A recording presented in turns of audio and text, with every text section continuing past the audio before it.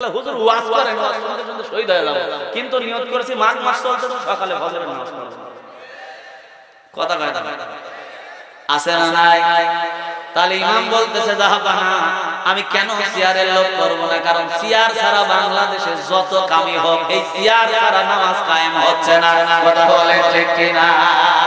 সিয়ার ছাড়া যে নামাজ কায়েম হয় না, এর বাস্তব প্রমাণ আমি আপনাদের দেখায় দেই।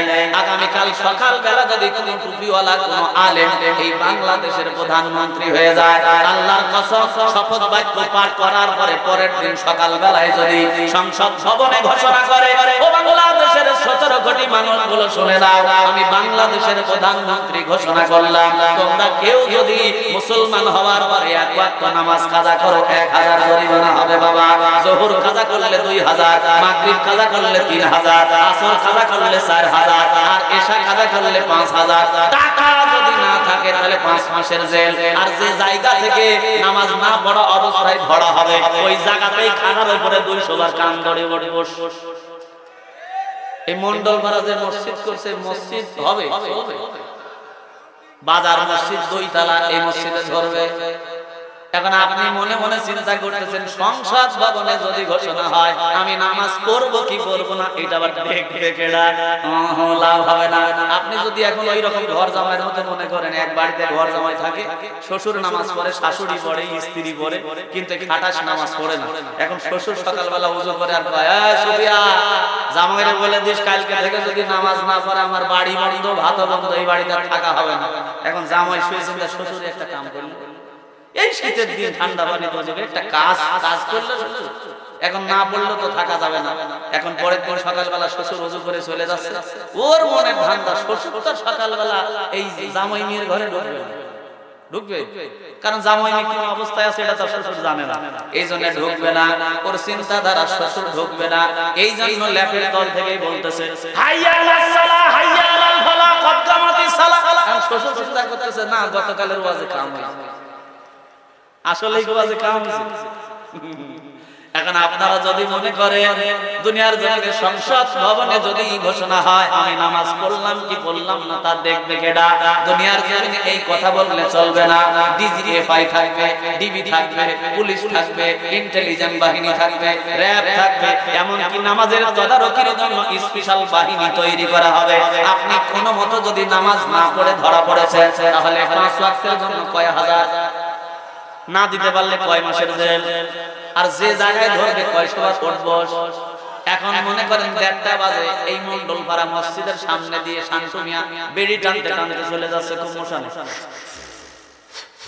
এরকম করতে করতে যাচ্ছে, হঠাৎ করে পুলিশের গাড়ির শব্দ, প্যাপ, ওর আর বেড়ি খাওয়া আছে, খালি কাছে মসজিদ খুঁজবে নিকটে কোনটা, ডান দিকে বেড়ি ফেলে দিয়ে আল্লাহু আকবার। ওর ওযু আছে রে বাবা, কথা কয় না, ওযু আছে, তার মানে ঠেলার নাম কি? এই কথা কথা না, ঠেলার নাম আউযু বিল্লাহি মিনাশ শাইতানির রাজিম, বিসমিল্লাহির রাহমানির রাহিম। আহাসিবান নাসু আইয়ুতরাকু আইয়াকুলু আমান্না আমান্না ওয়া হুম লা ইফতানুন।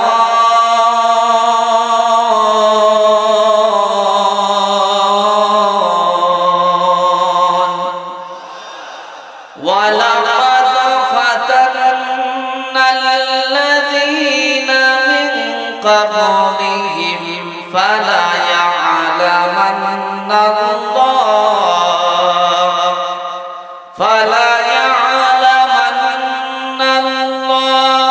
الَّذِينَ صَدَقُوا وَلَيَعْلَمَنَّ الْكَاذِبِينَ। صدق صدقت يا ربنا وقال تعالى في شان حبيبه مخبرا وآمرا إن الله وملائكته يصلون على النبي يا أيها الذين آمنوا صلوا عليه وسلموا تسليما اللهم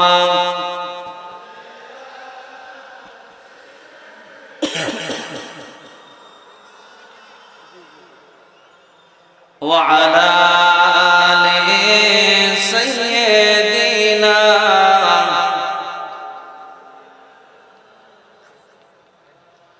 আমার জীবন তোমারি রঙে দাও রাঙিয়ে দাও হেরার আলোয় পাপের কালো হেরার আলোয় পাপের কালো নাও মুছিয়ে নাও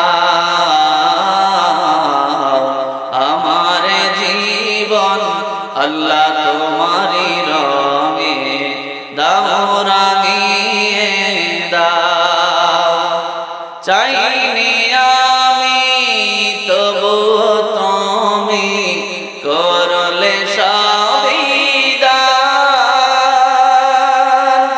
মনের সেতা জুড়ে বাজে তোমার নামের গান চাইনি আমি তবু তুমি করলে সবই দান মনের সেতা জুড়ে বাজে তোমার নামের গান সরল সাথী পথে চলার সরল সাথী পথে চলার আলো তুমি দাও হেরার আলোয় পাপের কালো হেরার আলোয়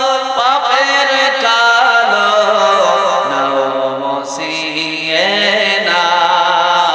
নাও আমার জীবন আল্লাহ তোমারি রঙে দাও রাঙিয়ে দাও বালা বালা বিকমালিহি কশফত দুজা বিজমালিহি হাসনাত জামিউ খিসালিহি সাল্লু আলাইহি ওয়া আলিহি লা ইলাহা জরে লা ইলাহা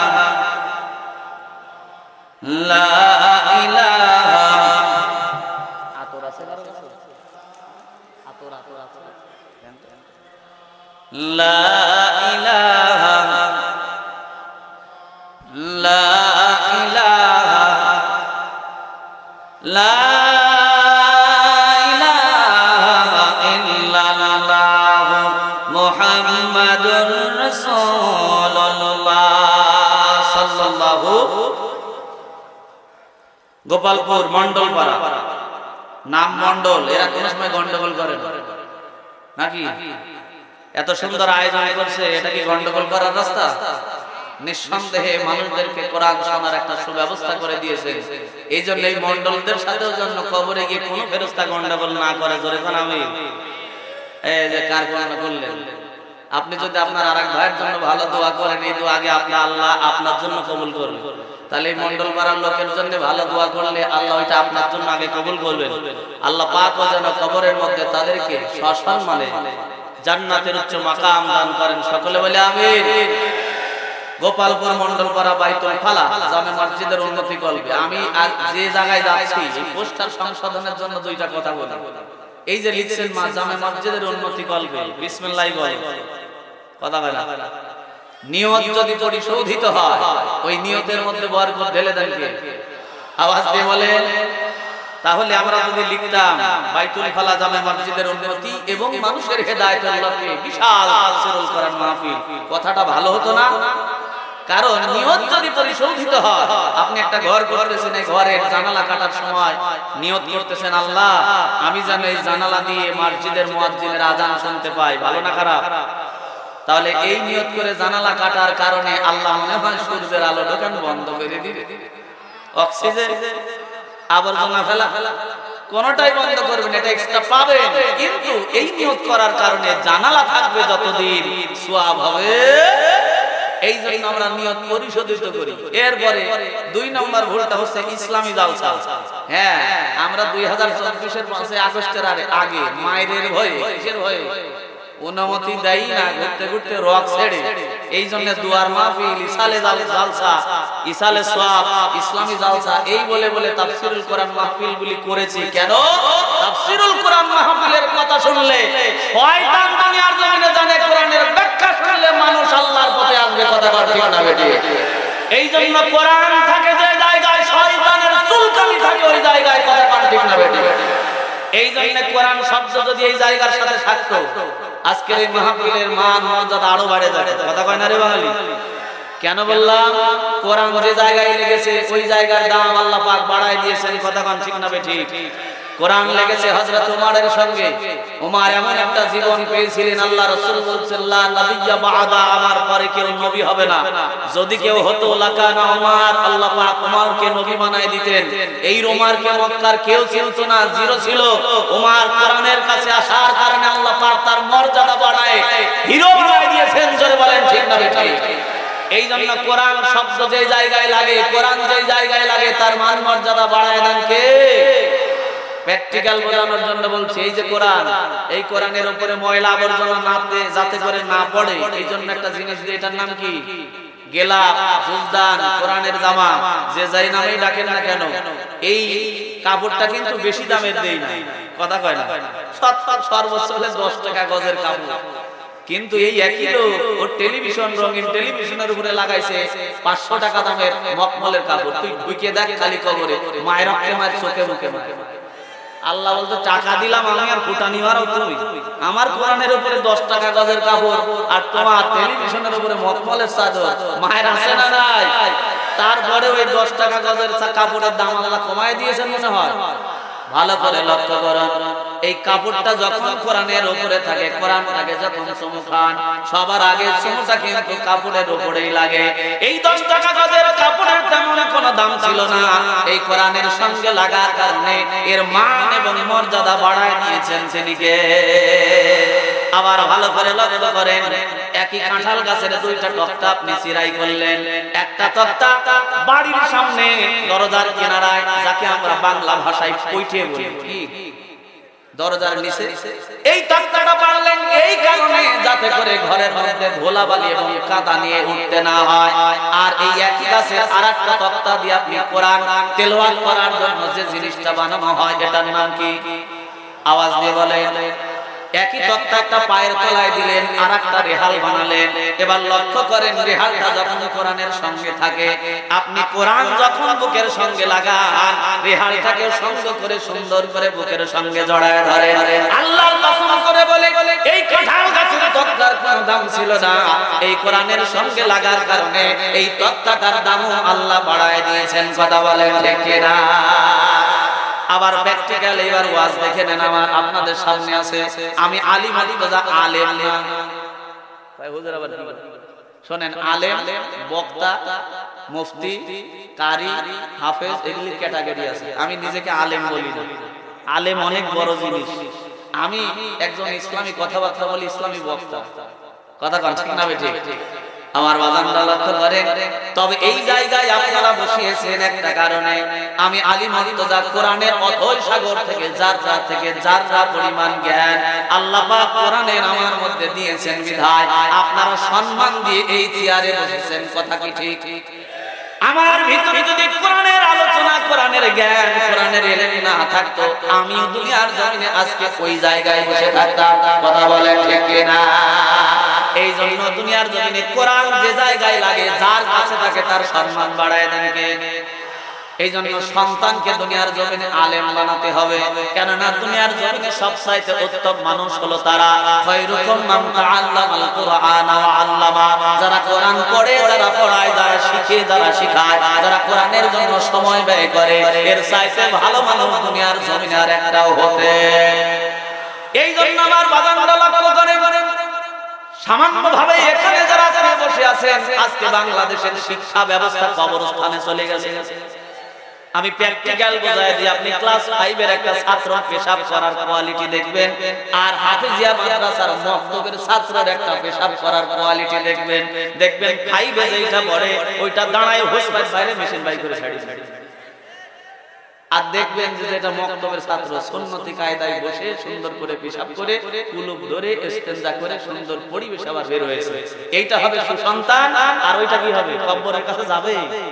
এই কথা কন না। এই জন্য আল্লাহ রাসূল বলেন, কোন আলিম সম্ভব যদি হয় দুনিয়ার জমিনে তোমরা আলেম হও। কেন? কারণ দুনিয়ার জমিনে আলেমরাই হলো আমার ওয়ারিস, আমার নায়েবে নবী। আল উলামা ওয়ারাসাতুল আম্বিয়া, আলেমরাই হলো নবীর ওয়ারিস। কিয়ামতের সময় সাহাবী থাকবে না, তাবেঈন থাকবে না, তাবেঈন থাকবে না। যারা আমার দিনটা আরো হয়ে মানুষের সামনে দিন প্রচার করবে, তারা কেউ নয়, তারা আলেম। এই জন্য আলেমের মর্যাদা কম না বেশি? তবে 2024 সালের 5 আগস্টের আগে 3-4 হুজুর একসাথে বাইর হইলে মজা দেখা যায়।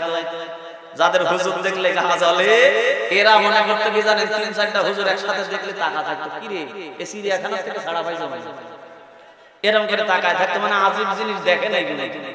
3-4 জন হুজুর একসাথে থাকলেই হয়। কিছু মানুষের হুজুর দেখলে অ্যালার্জি আছে না, যা চিনি মোল্লা আব্দুল রশিদ, এই কথা মনে আপনারা শোনেন, শুনছেন কি এর আগে? তাহলে মোল্লাদের পর্যন্ত, আমি বলি মোল্লাদের মসজিদ পর্যন্ত নয়, মোল্লাদেরই হলো একেবারে সংসদ পর্যন্ত।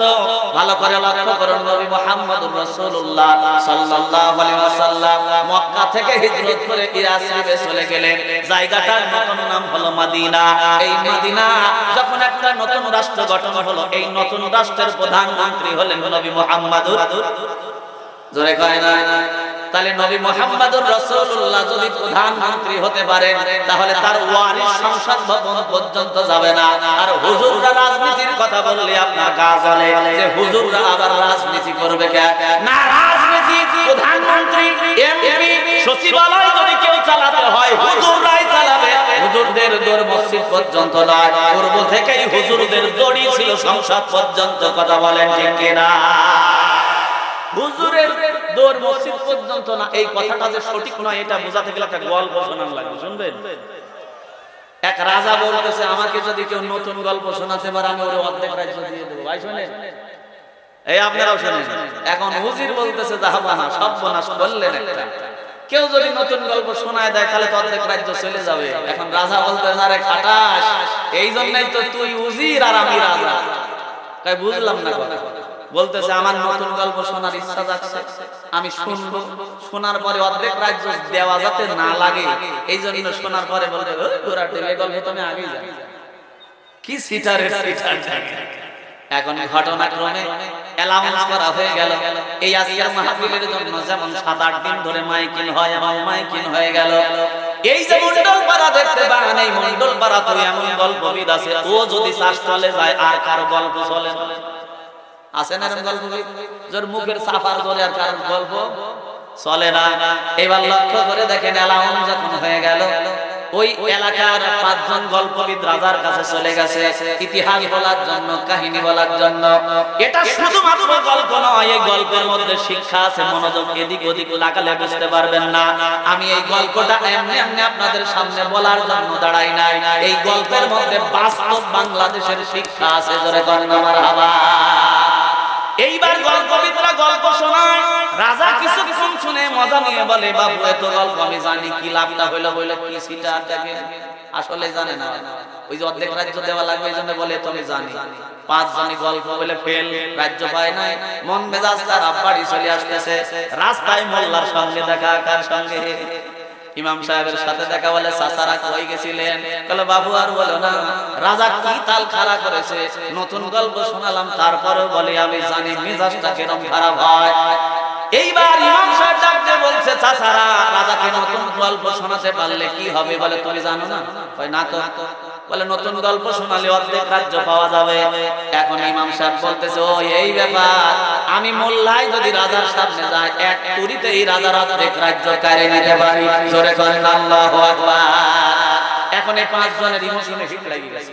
কি রে, আমরা হলাম এই এলাকার সবচাইতে বড় গল্পবিদ, আমরা পারলাম না হুজুর ভাই এক তুড়িতে এই অর্ধেক রাজ্য কারে নেব। হুজুর খালি মানুষের বাড়ি মিলাদ পড়ায়, মরগের কল্লা খায়, আর মসজিদে যায় নামাজ পড়ায়। হুজুরের জোর হচ্ছে মসজিদ পর্যন্ত। হুজুর বলতেছে কি এক তুড়িতে কারে নেব, ঘর মোল্লা ধরে নিয়ে চলে গেছে। ইমাম সাহেব মাথার উপরে, রাজা বলতেছে, ইমাম সাহেব হুজুর আপনিও গদির নেশা ছাড়তে পারলেন না। ইমাম সাহেব ডাকতে বলে, জাহাপানা কেমনে গদির নেশা ছাড়ি? কারণ ক্ষমতা ছাড়া, গদি ছাড়া, পাওয়ার ছাড়া এই বাংলাদেশের মানুষরা নামাজি হচ্ছে না। কথা ঠিক কিনা? কথা কি ঢোকে মাথায়? ঢোকে? এই যে এখানে জালসা হচ্ছে রাত 3টা পর্যন্ত যদি হয়, কিছু কিছু প্লেয়ার আছে তাহলে হুজুর ওয়াজ করেন, ওয়াজ করতে কিন্তু শহীদ হয়ে যাব, কিন্তু নিয়ত করেছি মাঘ মাস চলতে সকালে ফজরের নামাজ পড়ব। কথা কয় আছে না নাই? তাহলে ইমাম বলতেছে, জাহাপানা আমি কেন সিয়ারের লোক করব না? কারণ সিয়ার ছাড়া বাংলাদেশে যত কামি হোক, এই সিয়ার ছাড়া নামাজ কায়েম হচ্ছে না। কথা বলে ঠিক কিনা? সিয়ার ছাড়া যে নামাজ কায়েম হয় না, এর বাস্তব প্রমাণ আমি আপনাদের দেখায় দেই। আগামী কাল সকাল বেলা যদি কোনো টুপিওয়ালা কোনো আলেম এই বাংলাদেশের প্রধানমন্ত্রী হয়ে যায়, আল্লাহর কসম শপথ বাক্য পাঠ করার পরে পরের দিন সকাল বেলায় যদি সংসদ ভবনে ঘোষণা করে, ও বাংলাদেশের 17 কোটি মানুষগুলো শুনে নাও, আমি বাংলাদেশের প্রধানমন্ত্রী ঘোষণা করলাম, তোমরা কেউ যদি মুসলমান হওয়ার পরে এক ওয়াক্ত নামাজ কাজা করো, 1000 জরিমানা হবে বাবা। যোহর কাজা করলে 2000, মাগরিব কাজা করলে 3000, আসর কাজা করলে 4000, আর এশা কাজা করলে 5000। টাকা যদি না থাকে তাহলে 5 মাসের জেল। আর যে জায়গা থেকে নামাজ না পড়া অবস্থায় ধরা হবে, ওই জায়গাতেই খানার উপরে 200 বার কান ধরে বস। এই মন্ডল পাড়া যে মসজিদ করছে, মসজিদ হবে বাজার মসজিদ 2 তলা, এই মসজিদে ধরবে। এখন আপনি মনে মনে চিন্তা করতেছেন, সংসদ ভবনে যদি ঘোষণা হয় আমি নামাজ পড়ব কি পড়ব না, এটা আবার দেখবে কেডা? লাভ হবে না। আপনি যদি এখন ওই রকম ঘর জামাইয়ের মতো মনে করেন, এক বাড়িতে ঘর জামাই থাকে, শ্বশুর নামাজ পড়ে, শাশুড়ি পড়ে, স্ত্রী পড়ে, কিন্তু খাটাস নামাজ পড়ে না।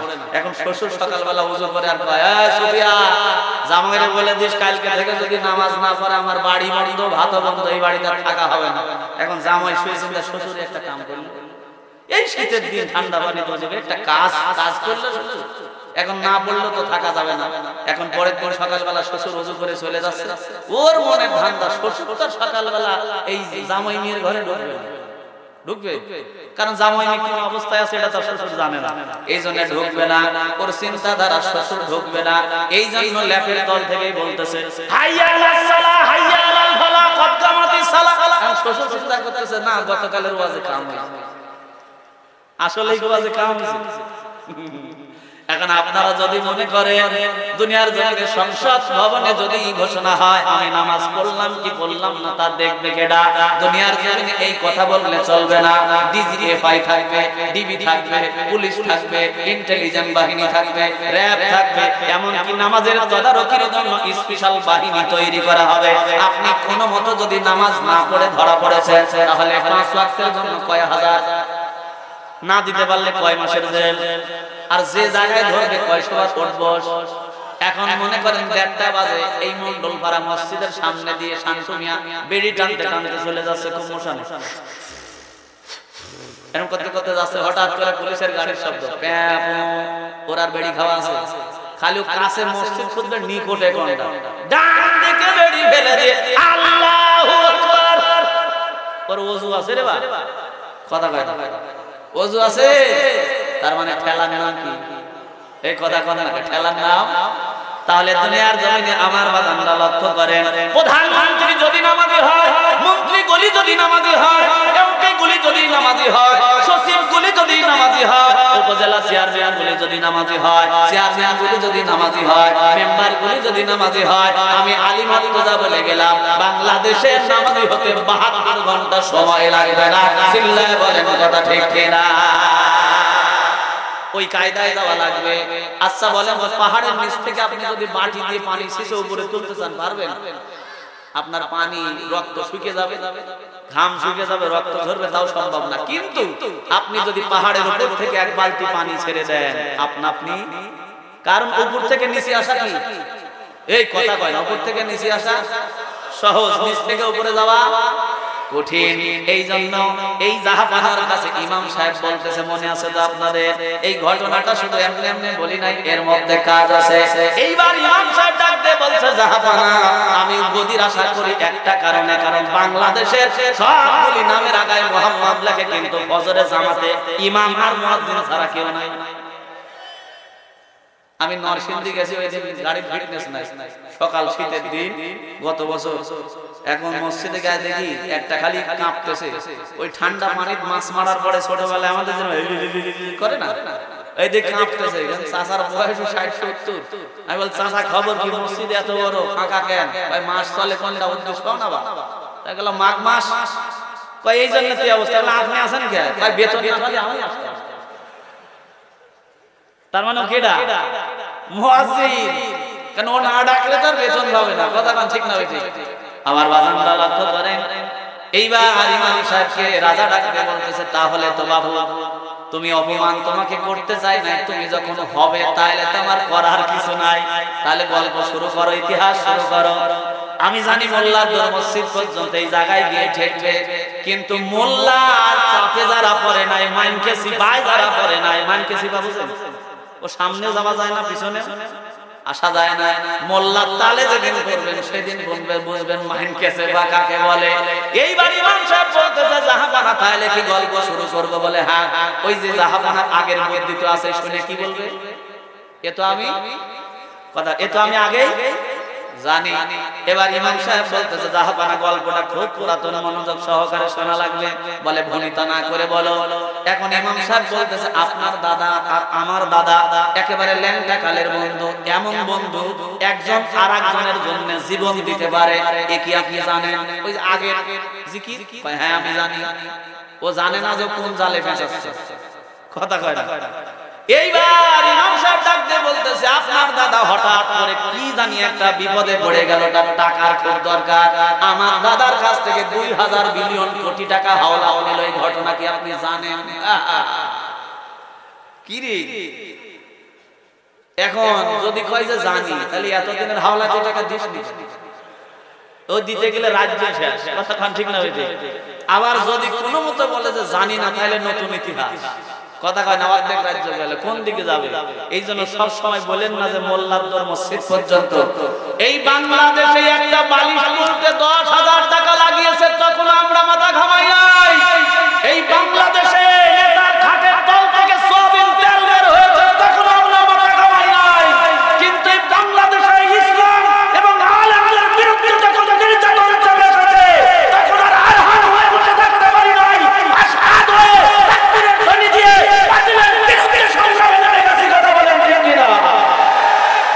কারণ জমিন আল্লাহর হুকুমে চলবে।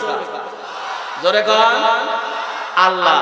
তাহলে ওই আল্লাহর জমিনে আল্লাহর বিধান অনুযায়ী চলাটাই ছিল। যতদিন চলবে না ততদিন ভেজাল দূর হবে। কথা কোন ঠিক না? ঠিক।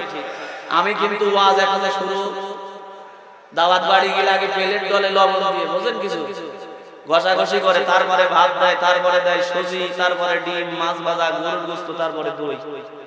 আমি সূরা আনকাবুত তেলাওয়াত করেছি। কোন সূরা? সূরা আনকাবুত 2 থেকে 4 নম্বর আয়াতে কারিমা তেলাওয়াত করেছি। কিছুক্ষণ এর উপরে আলোচনা করব বলে ইচ্ছা পোষণ করেছি। আমি এলোমেলো কথা বলিও না। অনেক বক্তা আছে তেলাওয়াত করে সূরা কাউসার, কয় বিল্লালের কাহিনী, মানে ঢাকার টিকিট কাটে চিটাগাঙ্গের গাড়ি থেকে বসে আছে। ও ঢাকা পাবে কোনদিন? আবার কিছু কিছু বক্তা আছে এই এখান থেকে একটু ওখান থেকে একটু তুর্কিস্তান থেকে একটু কোড়া ধোড়া মারে। সকালবেলা শরবত চাচা জিজ্ঞাসা করলো, চাচা ওয়াজ তো শুনলেন কোন বিষয় রে বা? ওয়াজ করলো বক্তা। চাচা ধুম ধরে বসে থাকে, কয় বক্তাও তো মারলো উড়া ধোড়া, আমি খাইছি বাদাম, ক্ষতি পারবো না রে বাপ। কথা কথা ঠিক না বেঠিক? তবে আপনারা আমার সাথে আওয়াজ দেবেন, রেসপন্স দেবেন, তাকবীর দেবেন, দেখবেন যে বক্তার বক্তৃতা 100 মিটার গতিতে চলতেছে। কারণ বক্তার বক্তৃতা 100 মিটার গতিতে কড়ায় নিতে পারে, শ্রোতা যদি তাজা হয়। কথা কথা ঠিক না বেঠিক? এখন আপনারা যদি রেসপন্স না দেন, আমার মনে হবে আমি ওয়াজ করতেছি গোরস্থানে, সামনে যেগুলি আছে সব মুর্দা। আপনারা তাজা না ওরা? তাহলে একটু টেস্ট করি। হাত তোলেন সনাত করে উপরের দিক। হ্যাঁ, লিল্লাহ তাকবীর। আল কোরআনের আলো বলেছে ঘরে ঘরে যারা 15.5 বছর মায়ের খাওয়া আকিল হয় সংসদে। আল কোরআনের আলো, কোরআন আছে যেখানে, এই আখিরি মুনাজাত যেখানে। এখন গেলে ডবল বাড়ি ঘরে, এক বাড়ি কোরআনের মাহফিল ছাড়ে যাওয়ার কারণে আরেক বাড়ি যে ওয়াদা করছেন আখিরি মুনাজাত যেখানে আমরা আছি, এন ওয়াদার ওয়ারখিলাফের জন্য আরেক বাড়ি এখন শেষ করে যাবেন না, আগেই দোন মারবেন, এটা আপনার ইচ্ছা। আমার ওয়াদা নাজাত করেন। তাহলে যে সূরাটা তেলাওয়াত করেছি সূরাটার নাম আনকাবুত। সূরাটার নাম কি? আনকাবুত শব্দের অর্থ হলো মাকড়সার জাল। আজকে সারা পৃথিবীতে মুসলমানদেরকে মাকড়সার জালের মতো ইহুদিরা, নাসারারা, মুনাফিকরা একেবারে চারিদিক থেকে আটকে ফেলেছে। এই জাল থেকে বাঁচতে হলে ঈমানি শক্তি ছাড়া বাঁচার কোনো উপায়, জোরে বলি উপায়। এইবার আসেন এই সূরাটা 2 থেকে 3 নম্বর আয়াতে কারিমা, নিউজ হেডলাইন। কি হইছে রে ভাই? জোশ উঠে গেছে না? সুবহানাল্লাহ, আলহামদুলিল্লাহ, লা ইলাহা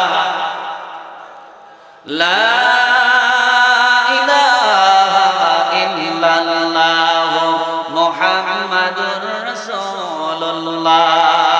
এবার আসেন ধারাবাহিকভাবে আস্তে আস্তে সামনের দিকে আগাবো। তাহলে সূরার নাম কি বললাম? মুখস্থ করেন। সূরার নাম কি? আনকাবুত। আনকাবুত মানে কি? মাকড়সার জাল। এবার আসেন নিউজ হেডলাইন। আল্লাহ এখানে কি বলছেন এইটা যদি ভালো না লাগে, ওয়াজ আমাদের ভালো লাগবে। এইবার আসেন, পিতা খবর দেখতেছে, খবর যদি মারাত্মক হয় ও কিন্তু রিমোট ছাড়বে না, ঠিক না? এখন ছেলে এসে বলছে যে আব্বা বিপিএল খেলা শুরু হয়ে গেল, রাজশাহী ঢাকার ফাইট হচ্ছে, তাড়াতাড়ি রিমোট দাও। আব্বা বলতেছে শহর এখান থেকে কানের 4 ইঞ্চি নিচে দেব, 7 দিন তুমি বাড়াবে। এখন ছেলে বলতেছে আব্বা কেন রিমোট দাও, খেলা দেখো। আব্বা বলতেছে দেখ নিজ দিয়ে হেডলাইন যাচ্ছে, 10টা খবর হবে, এই খবর না দেখে তোরে রিমোট দেব। এখন ছেলে জিজ্ঞাসা করতেছে আব্বা খবরটা কি সেটা তো কও। কই ওই দেখ লেখা উঠতেছে জামাত শিবিরের 4-5টা সওয়াল পাল 10 তলা রানা প্লাজার কাছে ঘোরাঘুরি করতে কি মনে হইলো এই 5 জন মিলে ধপাস করে ধাক্কা দিয়ে 10 তলা রানা প্লাজা ফেলা দিল। কথা কয় না? এক যাইতাই হলো 5 জন মিলে 10 তলা বিল্ডিং ফেলা দিয়েছে, কি যাইতাই বেটা ছাড়া না? কি মনে হয় আপনাদের? এই কথা যিনি বলেছে এটা সুস্থ মানুষ না অসুস্থ মানুষ? অসুস্থ না? আমার তো ধারণা ও যদি গাঁজা খায়ও থাকে তাও এক্সপায়ার ডেট হয়ে গেছে, যে গাঁজা মানে ডেট নাই, এক্সপায়ার ডেট শেষ হয়ে গেছে। ওই গাঁজা খাওয়ার পরে এই মগা আলমগীরের মতন লোক এই ডায়লগ বলবে, এটাই স্বাভাবিক। কথা বলেন ঠিক না? আমার বাজার না, কারণ গাঁজা ভালোটা খাইলো তার তো রেখাটা ঠিক থাকার কথা ছিল, ঠিক কি না? তাহলে আসেন আল্লাহ কি নিউজ হেডলাইন দিচ্ছেন এটা আগে বুঝেন। আল্লাহ পাক বলছেন আহাসিবান নাসু আইয়াতুরাকু আইয়াকুলু আমান্না বিল্লাহ, তোমরা কি বলেছো লা ইলাহা ইল্লাল্লাহ, ঈমান এনেছি, এই কথা বলেই সনাত করে জান্নাতে চলে যাবে? কে বলছেন? অতএব দুনিয়ার জমিনে তোমাদের পরীক্ষা করা হবে না। পূর্ববর্তী সময়ে যাদেরকে জান্নাত দিয়েছি আমি তাদেরকে পরীক্ষা করে দিয়েছি, আর তোমাদের মধ্যে কে সত্যবাদী ঈমানদার আর কে মিথ্যাবাদী এটা আমি আল্লাহ তাআলা ভালো করেই জানি। কথা বলেন ঠিক না ঠিক? আওয়াজ দিয়ে বলেন ঠিক না ঠিক? এইবার আসেন এই যে কোরআন দেখছেন আমার হাতে, এই কোরআনটা কি কিতাব আকারে, পুস্তক আকারে একদিনেই শনাক্ত করে আল্লাহ রাসূলের উপরে নাজিল করেছেন? নাজিল করেছেন। ভালো করে লক্ষ্য করুন, এই যে কিতাবটা দেখতে পান এই কিতাবটা আল্লাহ রাব্বুল আলামিন রাসূলের উপরে একদিনে শনাক্ত করে নাজিল করেন নাই। নবী করিম সাল্লাল্লাহু আলাইহি ওয়াসাল্লামের প্রয়োজনের তাগিদে দীর্ঘ 23 বছরে, কয় বছরে? দীর্ঘ 23 বছরে আল্লাহ রাব্বুল আলামিন এই কোরআনটা নাজিল করেছেন। তবে নাজিলের পেছনে কিছু কারণ আছে। এই কোরআনের কোন লাইন, কোন শব্দ, কোন সূরা, কোন আয়াত কারণ ছাড়া আল্লাহ রাব্বুল আলামিন দুনিয়াতে নাজিল করেন নাই। কথা বলেন ঠিক কি না? এখানে অনেক উলামা হযরত বসা, যারা ছাত্র হতে পারলে ধন্য হতাম, যারা কোরআন পড়েন তারাও বুঝবেন আল্লাহ রাব্বুল আলামিন কোরআনের আয়াতগুলি, সূরাগুলি যে ঘটনাকে কেন্দ্র করে নাজিল করেন, যে ঘটনার প্রেক্ষাপটে নাজিল করেন, এটাকে বলে শানে নজুল বা আয়াত নাজিলের প্রেক্ষাপট। কথা বলেন ঠিক কি না? তারই ধারাবাহিকতায় হয়তোবা মনে করেন আল্লাহ রাসূল এই মণ্ডল পাড়া দিয়ে মোলাডুলি যাবে, মোলাডুলি রেল স্টেশনের কাছে উতবা, সাইবা, আবু লাহাব, আবু জেহেল আল্লাহ রাসূলকে মারার জন্য চক্রান্ত করে বসে আছে। কিন্তু আল্লাহ রাসূল ওই জায়গায় বিপদ আমার সামনে আছে, এটা রাসূল তো জানে না, কারণ রাসূল গায়েব সম্পর্কে তার কোনো ধারণা। কথা কয় না? না রাসূল গায়েব জানে? আওয়াজ দিয়ে কয় আল্লাহ রাসূল গায়েব জানেন না। আল্লাহ যতটুকু জানেন আল্লাহ রাসূল ততটুকু জানেন। এইবার কাফেররা যে তাকে মারার জন্য চক্রান্ত করে বসে আছে, এইটা নবী জানে না। নবীকে সতর্ক করার জন্য হয়তো আল্লাহ দুইটা আয়াত, পূর্ণাঙ্গ একটা সূরা আল্লাহ নাজিল করে রাসূলকে সতর্ক করেছেন। কথা বলেন ঠিক কি না? অথবা কাফের মুশরিকরা নবীকে প্রশ্ন করেছে, এই প্রশ্নের জবাব নবী নিজের মন মতো বানায়ে উস্তাদি করে কোরআনের নামে, দ্বীনের নামে মনে হয় চালায় দিয়েছেন।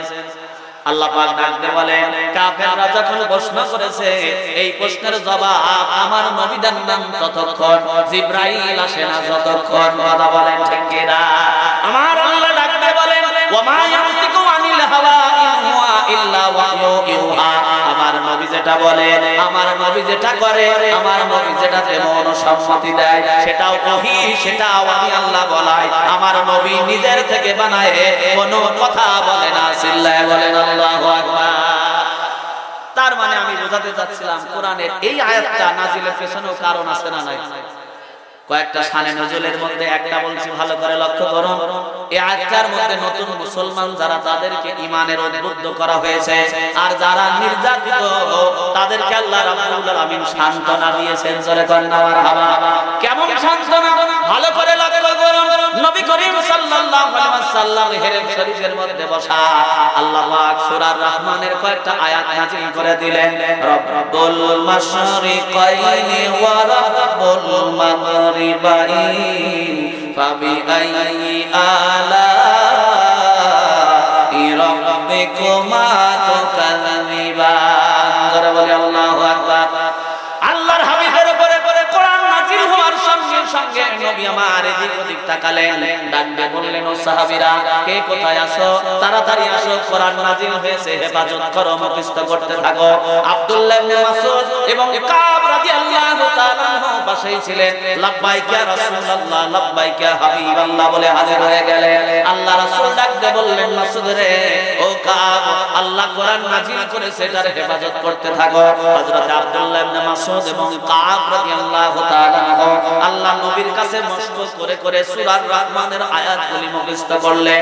মুখস্থ যখন হয়ে গেল, আল্লাহ নবী বললেন, কাব, এটা নিজের মধ্যে শুধু রাখলে হবে না, আর একজনের কাছে পৌঁছানো লাগবে। এটাই ঈমানদার এবং মুমিনের দায়িত্ব। কথা বলেন ঠিক কি না?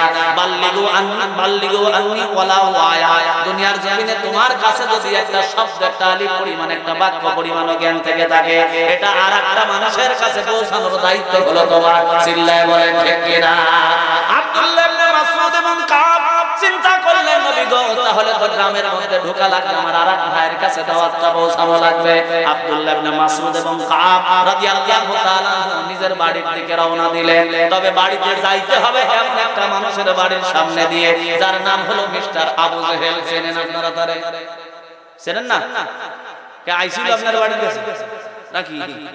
কোরআন হাদিসে করছেন, এখনো যারা হাজী সাহেবরা হজে যায়, এদের পোশাক পায়খানা যদি নাও সাবে কুইতে মারে আসে, কারণ এই বদমাইশটা আল্লাহ রাসূলকে সবচাইতে বেশি কষ্ট দিয়েছে। কথা কোন ঠিক কি না? এই আবু জেহেলের বাড়ির সামনে দিয়ে যাওয়া লাগবে, কিন্তু তখন এই মক্কার পাওয়ারফুল নেতা হলো আবু জেহেল। ক্ষমতায় থাকলে কি আর দিক বিদিক ঠিক থাকে নাকি? কথা কয় না। এখন আবু জেহেল ক্ষমতা থাকার কারণে বেশি নিজের স্ত্রীর কাছে সময় দেয় না, কারণ তখন পরিমণি আর মাহিয়া মাহির মতন গাদি নায়িকা পিছন পিছন ঘুরে। কথা কয় না। এই জন্য আন্টি শান্তি মায়ের খালি ঘুরে বেড়ায় মক্কার চারিদিকে, এক নম্বরের গ্রেট লুচ্চা। কথা কয় না। এই জন্য স্ত্রী দুনিয়ার জমিনে ওর স্বামীরে চেনে যে আমার স্বামী কত দরের লুচ্চা। এই জন্য দুনিয়ার জমিনে আবু জেহেল বাড়িতে যখন ঢোকে তখন হয় ম্যাও ম্যাও। বোঝেন তো? বিশ্বাস করেন ইসলাম বিরোধী যতগুলি নেতা আছে, কোরআন বিরোধী যতগুলি নেতা আছে, আলেম ওলামা বিরোধী যতগুলি নেতা আছে, এদের খবর নিয়ে দেখেন এরা বাইরে এমপি চেয়ারম্যান হলেও ও বাড়িতে গেলে মেম্বার। কথা কোন ঠিক কিনা? কারণ ওর বউ জানে যে আমার স্বামী কত চরিত্রবান, কয় কোয়ালিটির লজ্জা। কথা কোন ঠিক কিনা? এখন মুরাদ যদি যায় মুরাদের বউয়ের কাছে বড় বড় কথা বলে, ওর বউ বলবে আমি চিনি, তুমি মাইহা মাইকে ফোনে কি বলছো আমি জানি। কথা কয় না রে আমার বাজানরা। লক্ষ্য করেন আবু জেহেল এইবার বাড়িতে ঘুরেছে সারাদিন এদিক সেদিক ঘোরাফেরা করে। আবু জেহেলের বাড়িতে ঢোকার সঙ্গে সঙ্গে বউয়ের সঙ্গে লাগে গেছে ফাইট। কথা কি আমার রাইট? কারণ স্বামী স্ত্রীর ঝগড়া বাড়িতে আছে না নাই? স্ত্রী স্বামীরে ডাকতে বলতেছে যদি না বানাও আলাদা বাড়ি, ফিরায় দাও আমার বাপের ডিসকভারি গাড়ি, মানে শয়তান বিয়ের দিন যেটা যৌতুক নিছে, যদি না বানাও আলাদা বাড়ি, ফিরায় দাও আমার বাপের ডিসকভারি গাড়ি। এই নাকের ফুল নাও সাতারা 2 টাকার নাকের ফুল, তোমার মতো ঘর ধরে বিয়া করা করেছি আমি মস্ত বড় একখান ফুল। এই রকম ঝগড়া আর ফাইট আছে না নাই? এখন আবু জেহেলের বউয়ের সঙ্গে যখন লাগে গেছে, আবু জেহেল বলতেছে পেটে খুব ক্ষুধা রে, 4টা ভাত দিবি নাকি? বলে যাও আওনে বাওনা ঘুরো, আজকে কোনো ভাত হবে না। দুনিয়ার জমিনে এই লিডারই আমার বাড়িতে চলবে না। আবু জেহেল ডাকতে বলতেছে দেখ এই মক্কার সব মানুষগুলি আমার নেতা, মানে এত জোরে জোরে কথা বলিস না, আমার মান সম্মান যাবে। স্ত্রী এবার ডাকতে বলতেছে তুমি কিসের সেতার নেতা? তোমারে আমি নেতা মানি না, তোমার চাইতে আমি কম না। এই যে আবু জেহেলের বউ যিনি তার নাম হলো নাকেরা। এই নাকেরা ছিল আব্রাহা বাদশার বোন। দুনিয়ার জমিনে ভালো করে লক্ষ্য করো, আর রাহে মাকতুব কিতাবের মধ্যে আল্লাহ রাব্বুল আলামিনের এই দুশমন দুনিয়ার জমিনে কি কর্মকাণ্ডগুলো করেছে ব্যাখ্যা কিছু দেওয়া হয়েছে। আমার বাজানরা লক্ষ্য করো, এইবার আবু জেহেল ডাকতে বলতেছে দেখ তুই যত বড়ই পাওয়ার বলো একটু আস্তে কথা বল, কারণ স্ত্রীর পরিবারের ব্যাকগ্রাউন্ড যদি ক্ষমতাশালী দলের হয়, স্বামী কিন্তু সাথে কথা কই পারে না। কিছু কইলেই খালি দেখো বড় ভাই কিন্তু কই দেব, নালে আব্বা কিন্তু খবর দেব, তাহলে বুঝবে ঠেলার নাম কি বাবাজি। এইজন্য স্বামী ভয়ে কিছু কয় না, কারণ এখন ওরা ক্ষমতায় আছে। কথা কন ঠিক না ভাই? ঠিক। এইজন্য আবু জেহেল বলেছে তোর 2টা পায়া ধরে মক্কার সব মানুষগুলি দেখলে আমারে কুর্নিশ করে সালাম দেয়, আমি খালি সম্মান পাইলাম না এই বাড়িতে আসে। নাকেরা বলে তোর মতন লুচ্চারে সম্মান করে কেনা। কথা কয় না। ইন দা মিন টাইম হযরত আব্দুল্লাহ ইবনে মাসউদ এবং কাব বাড়িটা ক্রস করতেছেন ওই যে দাওয়াত দেওয়ার জন্য। এবার ক্রস করতে গিয়ে আবু জেহেলের বাড়ির দিকে তাকিয়েছে। আবু জেহেলের বউ কি পর্দা করে? ও পর্দা জানে, ও পর্দা মানে, পর্দা জানেও না মানেও না। আবু জেহেলের সঙ্গে ফাইট হওয়ার সময় জাগার কাপড় জাগায় নাই। এই জন্য আব্দুল্লাহ ইবনে মাসউদ নিজের পাগড়িখানা খুলে চক্ষুটা নিচ করে জমিনের দিকে তাকায় মুখটা ঢেকে চলে যায়, কারণ দুনিয়ার জমিনে মুমিন কোনোদিনও খারাপ দৃশ্যের দিকে তাকাতে পারে না। কথা বলেন ঠিক কিনা? আর আমরা ওই মুমিন হওয়ার পরেও নামের আগায় মুহাম্মদ লেখার পরেও মেয়ে মানুষ দেখলে একবার থাকা তো জায়েজই আছে। কথা কয় না? একবার থাকা জায়েজ আছে। এই ফতোয়াটা যে কেডা দেছে ঘাড়ি কিন ধরে খুঁজে পাওয়া যাচ্ছে। কেডা বলছে আপনার একবার থাকা জায়েজ আছে? আপনি একবার 12 বছরের সব 11টা টিম বানা ফেলাইছেন। আল্লাহ আপনার চোখের মধ্যে সীসা ঢালবে। কি ঢালবে? সীসা ঢালবে। যদি হঠাৎ করে কোনো বেগানা নারী আপনার সামনে চলে আসে, দোয়া আছে না নাই? আল্লাহুম্মা ইন্নী আউযু বিকা মিনাল ফিতনাতি আলান নিসা। দোয়া পাঠ করে সব মুমিনের মতো নিচের দিকে তাকায় এই জায়গাটা ত্যাগ করা লাগবে। কথা বলেন ঠিক কিনা? আর যদি একবার তাকান যায় আছে এই ফতোয়া অনুযায়ী যদি বড় বড় করে তাকান, লোহার শিক গরম করে চোখের মধ্যে হারানো হবে। এখন আপনি চিন্তা করেন একবার তাকান জায়েজ না, আপনি তাকাবেনই না। কোনটা করবেন? আমার বাজানরা লক্ষ্য করেন, আব্দুল্লাহ ইবনে মাসউদ এবং কাব মাথা ঢেকে বাড়িটা ক্রস করলেন। এই ঘটনাটা নাকেরা দেখে ফেলেছে। নাকেরা ডাক দিয়ে বলতেছে, আবু জেহেল, শয়তানি করার জায়গা পাও না, মক্কার সব লোক নাকি তোমারে সম্মান করে। এই যে কিছুক্ষণ আগে দুইটা লোক চলে গেল, তোমারে সালাম দেওয়া কুর্নিশ করা তো দূরের কথা, এর নাই তোমার বাড়ির দিকে তাকালো না, মুখ দিকে পার হইছে।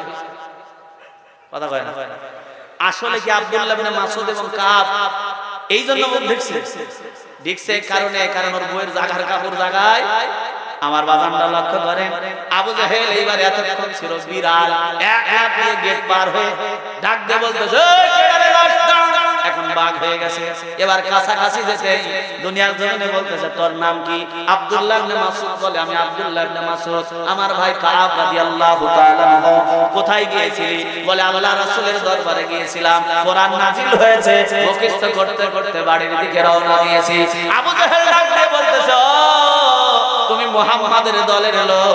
দুনিয়ার জমিনে বাংলাদেশে এই কোয়ালিটির মানুষ আছে, খালি টুপিওয়ালা দাড়িওয়ালা ইসলামী দলের লোক দেখলেই হইছে। এই মানুষগুলোকে নিয়ে নাটক সাজানো বন্ধ হয় না। কথা বলেন ঠিক কিনা? এদেরকে নিয়ে জিহাদি নাটক বানায়, এদেরকে নিয়ে হরফরল জিহাদ বানায়, জঙ্গি সংগঠনের সদস্য বানায়, বিনা অপরাধে হাতের মধ্যে বেড়ি লাগায়া, মাথার মধ্যে হেলমেট লাগায়া, কাঠগড়ায় দাঁড় করাইছে। আজকে 15.5 বছর এই নাটক আমরা দেখেছি। কথা বলেন ঠিক কিনা? এরা খালি জানে ইসলামী দলের লোক হলেই হয়েছে, এদের নাটক দিয়ে কারারুদ্ধ করে তাদেরকে নির্যাতন করা লাগে। আবু জেহেল চিন্তা করলেন, এটা মুহাম্মাদের দলের লোক, এদেরকে নিয়ে তো একটা নাটক সাজাতেই হয়, নাটক না করলে তো তাদের নির্যাতন করা যাবে না। এই জন্য আব্দুল্লাহ ইবনে মাসউদ এবং কাবকে দুনিয়ার জমিনে রাগান্বিত করার জন্য ডাক দিয়ে বলছে, আব্দুল্লাহ ইবনে মাসউদ এবং কাব, শোনো, তোমরা যে মুহাম্মাদের সঙ্গে ঘোরো, এই মুহাম্মদ তো মানুষ ভালো না। জোরে করে নাউজুবিল্লাহ।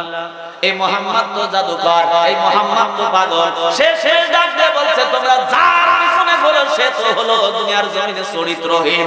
সঙ্গে সঙ্গে কাব রাদিয়াল্লাহু তাআলা একেবারে হাতটা গোছায় ডাক দিয়ে বলতেছে, আবু জেহেল, আর যা বলো রাসূলের চরিত্র নিয়ে কোনো কথা বলো না, কারণ আল্লাহ রাসূলের চরিত্রের সার্টিফিকেট দিয়েছেন কে?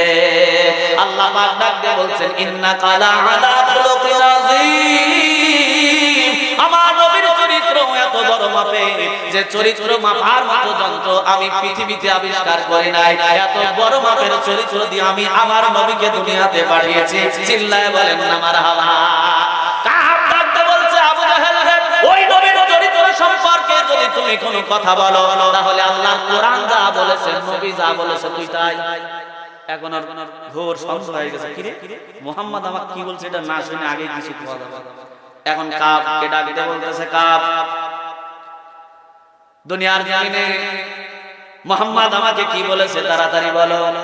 এবার কাব ডাক দিয়ে বলছে, দুনিয়ার জমিনে যে নবীর সম্পর্কে খারাপ কথা বলে, দ্বীনের সম্পর্কে খারাপ কথা বলে, কোরআনের সম্পর্কে খারাপ কথা বলে, আলেম ওলামা সম্পর্কে খারাপ কথা বলে, উতুল্লিম বাদা যালিকা জানিম। দুনিয়ার জমিনে পিতৃ পরিচয়হীন যার সন্তান ছাড়া দুনিয়ার জমিনে কেউ এই রকম কথা বলতে পারে না। ও কাব, শুনে নে, আমার নবীর চরিত্র সম্পর্কে তুই কথা বলেছিস, মানে রে দুনিয়ার জমিনে শুনে নে। আবু জেহেল, আমি কাব বললাম, তোর পিতৃ পরিচয় নাই, চারটা যারো সন্তান তুই, তাছাড়া যারো সন্তান ছাড়া দুনিয়ার জমিনে আমার নবীর বিরুদ্ধে কেউ কথা বলতে পারে না। কথা বলেন ঠিক কিনা? আমার বাজানরা লক্ষ্য করে, নিজের বাপের পরিচয় নাই এই কথা যদি কাউকে বলার মাথা কি ঠিক থাকে? সঙ্গে সঙ্গে আবু জেহেল ডান হাত দিয়ে কাবের ডান কান বরাবর একটা ঠাসুনি দিয়ে দিয়েছে।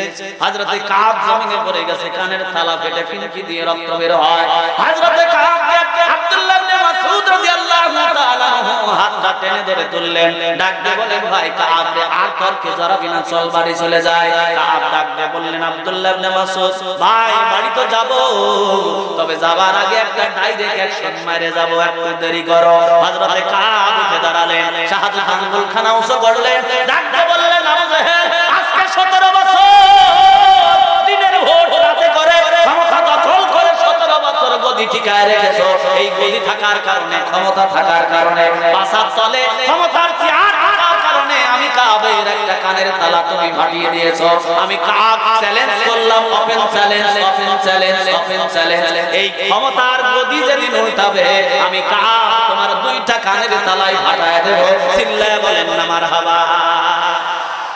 এখন ক্ষমতা 17 বছর জাল উঠে উঠে খাচ্ছাও খাও, যা করতেছো করো, ওয়াজে বাধা দাও দাও, 144 ধারা দাও দাও, কোনো সমস্যা নাই। তবে আল্লাহর কথা অনুযায়ী যেদিন আল্লাহ ধরবে, ইন্না বাদশা রাব্বিকা লাশাদীদ, 18 কোটি মিলে জাকাত দেবে, বাবু বাড়ি দিল্লি গিয়ে পড়বি। কথা বলেন ঠিক কি না? বেশি লাফালাফি করবে।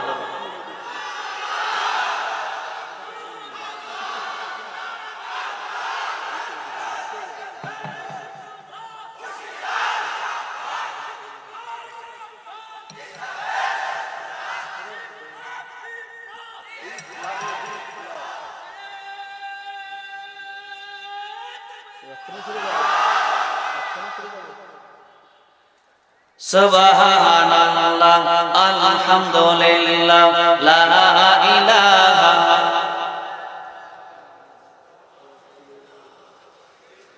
কষ্ট পাচ্ছেন আপনারা? শানে নজুল চলতেছে, ব্যাখ্যা এখনো ঢুকি। আমার বাগানটা লক্ষ্য করেন। এইবার হযরতে কাব বলছেন, ভাই আব্দুল্লাহ ইবনে মাসউদ রে আর বাড়ি যাবে না, চলো রাসূলের কাছে যাই, কিছু নালিশ দিয়ে যায়। হযরতে আব্দুল্লাহ ইবনে মাসউদ এবং কাব চলে গেলেন। ডাক দিয়ে বলছেন, নবী গো, ওমরের তরবারি আর কতদিন কোষের মধ্যে থাকবে? আর কতদিন আমরা মার খাবো? উতবা, সাইবা, আবু লাহাব আর কতদিন আমাদের নির্যাতন করবে গো নবী? আর কতদিন দুনিয়ার জমিনে খালি কুয়া ঢেলে বিষয় করে? যখন এই 14.5 বছর জরাজীর্ণ হয়ে গেলাম, নেতাদের খালি করে এই যেমন কুয়া ঢেলে কাঁদুনি গ্যাসের সামনে, রবার্ট বুলেটের সামনে, কামানের সামনে, আর কতদিন কুয়া ঢেলাবো? আরে মেশিন টেশিন দেন, নিজেও যায় আর রাস্তাকে নিয়ে যাবে। কথা কয় না? তখন খালি বলে সবুর কর। কথা কান ঠিক না বেঠিক? ঠিক কাব বলছেন, নবী আর কতদিন ধৈর্য ধরবো? এখনই অর্ডার দেন, আবু জাহেলের গড়ি থেকে কল্লাটা আলাদা করে দেই। আল্লাহ রাব্বুল আলামিন দুনিয়ার জমিনে আল্লাহ নবীর কাছে নাযিল করে দিলেন, নবী দুনিয়ার জমিনে আপনার সাহাবীদেরকে জানায় দেন, আমি পরীক্ষা ছাড়া দুনিয়ার জমিনে কাউকে জান্নাত দেই। জোরে বলে বলে ও নবী, পূর্ব জামানায় যাদেরকে জান্নাত দিয়েছি, জান্নাত দেওয়ার ঘোষণা দিয়েছি, ও নবী জেনে নেন, পূর্ব জামানার পয়গম্বরদের উম্মতদেরকে গলা পর্যন্ত গাড়া হয়েছে, এরপরে করাত দিয়ে বডি থেকে মাথাটা দ্বিখণ্ডিত করা হয়েছে। ও নবী, আপনার সাহাবীদেরকে বলেন তারা এর চাইতে বেশি কষ্ট পেয়েছে কিনা? আল্লাহ রাসূল ডাকতে বললেন, কাব রে, জামানার নবীদের উম্মতেরা দ্বীন প্রচার করার কারণে তাদেরকে গলা পর্যন্ত গেড়ে করাত দিয়ে দ্বিখণ্ড করেছে। ও সাহাবীরা, তোমরা এর চাইতে বেশি দুনিয়ার জমিনে কষ্ট পেয়েছো কিনা? সাহাবীরা বললেন, না ইয়া রাসূলুল্লাহ। আল্লাহর নবী আশ্বস্ত করলেন, এটা তোমাদের জন্য পরীক্ষা, আর দুনিয়ার জমিনে পরীক্ষায় উন্নতি হতে পারলে অবশ্যই আল্লাহ তাবারাক ওয়া তাআলা ডাইরেক্ট অ্যাকশন তোমাদের জন্য পাঠাবে। জোরে বলেন আল্লাহু আকবার। এই দিকে আবু জাহেল উম্মতি মুহাম্মাদি ইসলামী দলের দুইজন লোককে অপমান করেছে। এইটা যদি লোকজনকে না জানায় তাহলে কি পরিচয় হয় আমি হাম? কথা কয় না। বিগত 15.5 বছর যারা ক্ষমতায় ছিল, মেম্বারের চোটে থাকা দেয়, লাগাল পায় না, চেয়ারে উঠে থাপ্পড় মারতে চায়। ও বলে আমি হইছি হাম করব, বাপের বেটার কাম, কে আমারে দেবে না দাও। আমি তখন মনে মনে বলি, তুই হইছ হাম করব, বাপের বেটার কাম, মরে দেখ আল্লাহ বাইর করবে তোর বাম, খালি মরে দেখ। কারণ এরা যে নেতার আদর্শ মানে, এই নেতা তো আটা চোর, নেতা তো কম্বল চোর, নেতা তো সোয়াবিন তেল চোর, নেতা তো হাজার হাজার কোটি টাকা মারে শেষ করে দিয়েছে, পদ্মা খাইছে, সেতু খাইছে, রেল খাইয়া শেষ করে দিয়েছে। আচ্ছা বলেন তো, এই রেলের ইঞ্জিন যদি খারাপ হয়, ইঞ্জিন স্টেশন পর্যন্ত যাবে না খাদে? কথা কম জোরে, খাদে যাবে না। এখন ইঞ্জিন যদি খাদে যায়, পিছনের বগিগুলি কোন জায়গায়? লাইনে আছে? আর ভালো করে লক্ষ্য করেন, কোন নেতার পিছনে আপনি ঘুরতেছেন। এই নেতা যদি মদখোর হয়, নেতা যদি নেশাখোর হয়, নেতা যদি জেনাখোর হয়, নেতা যদি দুর্নীতিবাজ হয়, নেতা যদি লুচ্চা হয়, নেতা যদি বেনামাজি হয়, ওই নেতা যেমন দুনিয়ার জমিনে জাহান্নামে যাবে, নষ্ট ইঞ্জিনের মতো ইঞ্জিন যেমন বগিগুলোকে নিয়ে খালে যাবে, ওই নেতাও কিয়ামতের দিন কিন্তু আপনাদেরকে নিয়ে জাহান্নামে যাবে। কথা বলেন ঠিক কিনা? আল্লাহ পাক ডাকতে বলছেন, ইয়াউমা নাদউ কুল্লা উনাসিন বিইমামিহিম, কিয়ামতের দিন প্রত্যেকটা দলের নেতাকে আগে ডাকা হবে, আর এই নেতার পিছনে যার অনুসারী যারা ছিল, এরাও পিঁপড়ির সারের মতো, বগির মতো তার পিছন পিছন আসতে থাকবে। এবার লক্ষ্য করেন, দুনিয়ার জমিনে মুনাফিক নেতা যদি হয়, শয়তানি নেতা যদি হয়, এরা দুনিয়ার জমিনে যাবে জাহান্নামে। জাহান্নামে, এর পিছন পিছনে কিন্তু বগি হিসাবে এই কর্মীগুলিও জাহান্নামে পড়বে। কথা বলেন ঠিক কিনা? এখন আবু জেহেল চিন্তা করতেছে, আহারে আমি তো দুনিয়ার জমিনে যে মাইর দিয়েছি ইসলামী দলের দুইটা লোককে, এটা যদি না জানান দেই উপরে আমার প্রমোশন বাড়বে। বাংলাদেশের কিছু কিছু পুলিশ অফিসার অথবা কিছু কিছু চাকরিজীবী এরা সরকারকে খুশি করার জন্য আমাদের মতো কিছু বক্তাদের বলেছে, বক্তা ভাই সোজা কথা বলেন, তেনা বেকা বলেন না, হাত পাও বাইরে ভেঙে দেন। এরপরেও যদি না শোনেন তাহলে কিন্তু জেলখানায় ঢোকাবো, এরপরেও যদি না ছাড়েন বাড়ি কিন্তু পাকিস্তান পাঠাবো। আমি দুইটার বেলায় কোনো প্রশ্ন তুলি নাই, যখনই বলছে পাকিস্তান পাঠাবো এই জায়গায় আমার প্রশ্ন আছে। ভাই আমি কারেন্টের বিল দিয়ে আমার একটা পেপার আছে না নাই, আমি বাড়ির খাজনা দেই আছে না নাই, তারপরে আমার একটা জন্ম সনদ আছে যে আমি এই জায়গায় জন্মগ্রহণ করেছি আছে না নাই, এরপরে বাংলাদেশের নাগরিক আমি, এই জন্য আমার একটা পরিচয় পত্র কার্ড আছে না নাই। এতগুলি থাকার পরে হুজুর হওয়ার কারণে যারা আমাদেরকে বাইরে পাকিস্তান পাঠাতে চাইছে, দুনিয়ার জমিনে এই কাজগুলি করেছে শুধু নেতাকে খুশি করার জন্য। কারণ নেতা বলে দিয়েছে তুই যদি হুজুরদের নির্যাতন করতে পারো আর ধরতে পারো, এখন হাবিলদার আছো, আগামীকাল তোমার এসআই বানায় দেবো। কথা কন ঠিক কিনা? এই জন্য আবু জেহেল চিন্তা করতেছে আমি এত বড় একটা কাম করলাম, যদি না জানান দেই তাহলে আমি এটা জানবে কি করে? বাইরে হয়েছে বাড়ির সামনে দিয়ে, কাকে বলবে কাকে বলবে চিন্তা করলে আগে চাচার বাড়ি দিয়ে শুরু করি। এখন চাচা ব্যবসায় গেছে মিশরে, চাচা বাড়িতে নাই, ছেলেগুলিও নাই, শুধু চাচি মহিলা মানুষ বাড়িতে ঘুমিয়ে আছে। তবে দরজাটা লক করেন নাই, শিকল দেন নাই, খিল লাগান নাই, সিটকিনি লাগান নাই। বাংলা ভাষায় বলতে গেলে এটাকে বলে আওসান, কি শুধু লাগাই দিয়ে রাখছে। মহিলা মানুষ ঘুমিয়ে আছে, আবু জেহেল চাচার বাড়ি গিয়ে ডাক দিয়ে বলতেছে চাচা, ও চাচা চাচা। দুই তিনবার ডাকার পরে যখন কোনো খবর নাই, একটা ধাক্কা দিছে আলতো করে, দরজা সিসিম ফাঁক। এখন তাকায় দেখে মহিলা মানুষ সেইটার ভিতরে ঘুমিয়ে আছে। আমার বাজানরা আবু জেহেলের চরিত্র তো কেমন আপনারা জানেন। আবু জেহেলের লম্পট প্রবৃত্তির মন ভিতর থেকে জাগ্রত হয়ে উঠেছে, নিজে ঢুকে দরজাটা বন্ধ করে দিয়েছে। এবার দরজা বন্ধ করে দিয়েই এবারে চাচির গায়ে হাত দিয়েছে। কিন্তু চাচা বাড়ি থেকে যাবার আগে চাচিরে বলেছে আমরা কেউ থাকবো না, চোরবাটপার বাড়িতে ঢুকতে পারে, এই হাসিটার আসল কাজে নেবে। সুবহানাল্লাহ কই লাগে। এখন চাচির গায়ে হাত মারতেই চাচি হাসি বার করে সেন্দা মালখানা বার করে বলে বল হারামজাদা, গায়ে কেন হাত দিলি? হারামজাদার ব্যাখ্যা বোঝেন? মানে হারামি করে যেটার জন্ম হয়েছে এটা হলো হারামজাদা, হালাল পন্থায় যেটার জন্ম হয় এটা হলো হালালজাদা। কথা কোন ঠিক না বেঠিক? চাচি হাসি বার করে বলতেছে বল হারামজাদা, গায়ে কেন হাত দিলি? এখন আবু জেহেল বলতেছে চাচি না মানে দেখতেছিলাম আপনি ঘুম আইছে। চাচি ডাক দিয়ে বলে বদমাইশের বাচ্চা, আমি ঘুম আসছি কিনা আমার গায়ে হাত দেওয়ার একমাত্র অধিকার হলো আমার স্বামী। কথা বলেন ঠিক কিনা? আমার স্বামী ছাড়া আমার গায়ে কেউ হাত দিতে পারবে না।